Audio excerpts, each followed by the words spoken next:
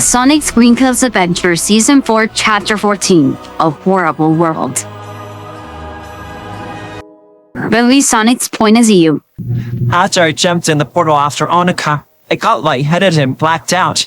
But just before I did, I saw glowing teal eyes staring at me. When I woke up, I looked around as I saw just how creepy this world was. I couldn't believe Eggman was going to send Annika here in the first place just to get at me and my brothers. But that's when I panicked. Annika wasn't here. Annika? Where are you? I cried, hoping to get some sort of response from her, but I got nothing. Then I heard a dark laughter that sent chills down my spine. Well, if it isn't an alternate version of the Sons of Shishis, what brings you to my doing, insignificant insect? The voice asked. I shakily turned around as I saw I was chained to a strange wall that almost looked like a cave, but something was off about it.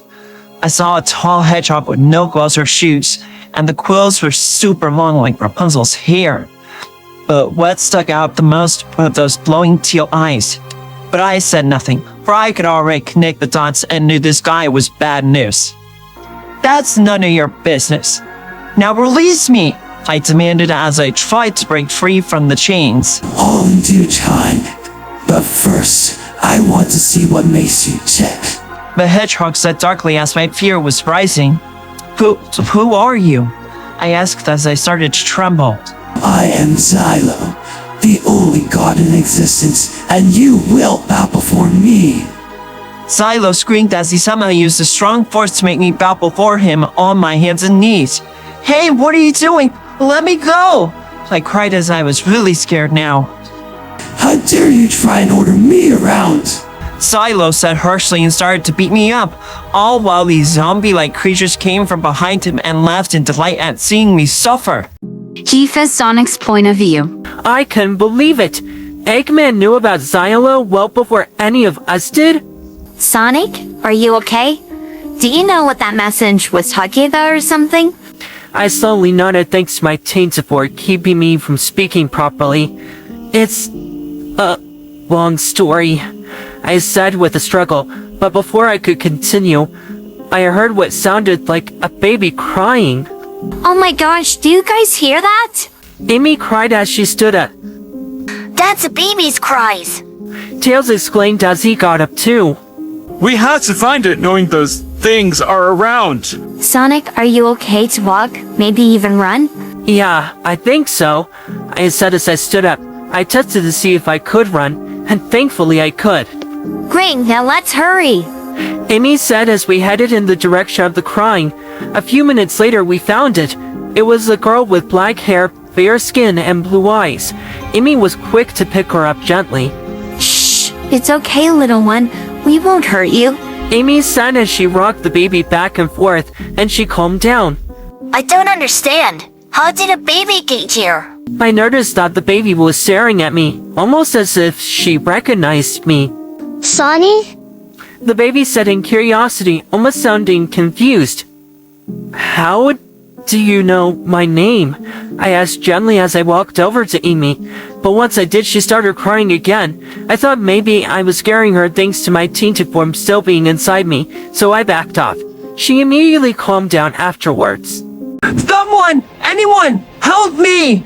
Shadow! Silver! We heard someone crying, plea agony. They seemed to know my hedgehog friends. My tainted form faded away enough for me to speak properly again, thanks to my drug to help this guy. Guys, I can speak again. Now let's go help this person. I promised to explain everything once we get out of this place, I said as I started to dash off. They soon followed me. When we finally got really close, something told me to be very cautious at this point, so I came to a halt.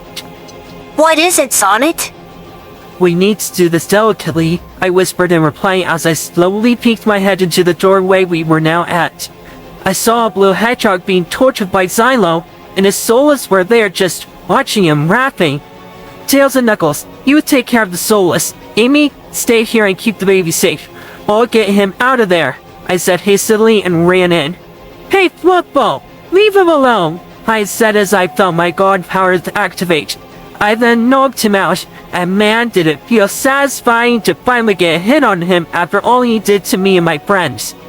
Then I turned to the hedgehog and kneeled down as I saw that he curled into a ball.